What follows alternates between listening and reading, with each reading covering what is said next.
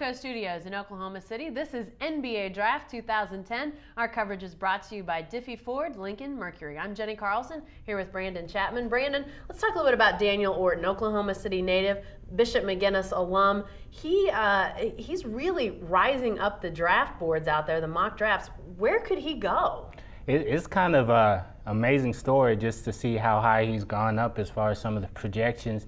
There's people talking about him being a late lottery pick, which would be around 10 to 15. And that's extremely high for a guy who didn't even start on his college team and a guy who didn't even play a whole bunch of minutes in college. Obviously, people like what they see in Daniel Orton to have a lottery projection. I'd be shocked if he doesn't go in the first round at some point. Honestly, I'd be shocked if he lasts to around 20 where the Thunder are picking.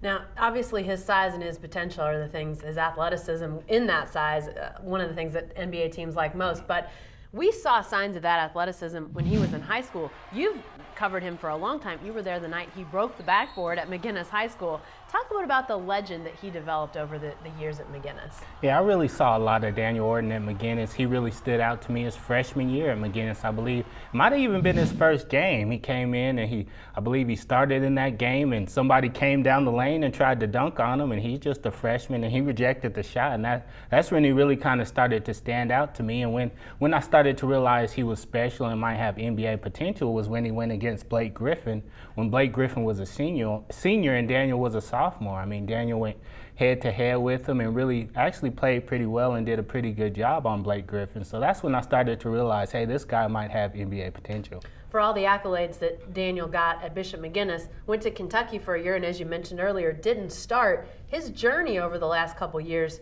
it's not exactly been the easiest road. What about that journey, and how has it changed him into the person and player he is now? It's been a heck of a roller coaster for Daniel Orton. I mean, his senior year, he missed part of it due to a knee injury, and then he lost his mother, Carolyn Orton.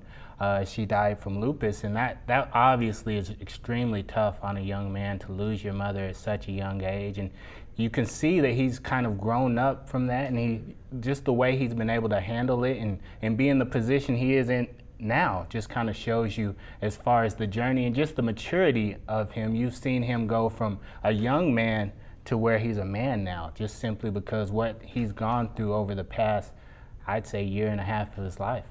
It's a journey that could end with an NBA team, a lottery pick for Daniel Orton. Hey, stay with the best coverage team anywhere at newsok.com and every day in the Oklahoman. Remember, our NBA Draft 2010 coverage is brought to you by Diffie Ford, Lincoln Mercury.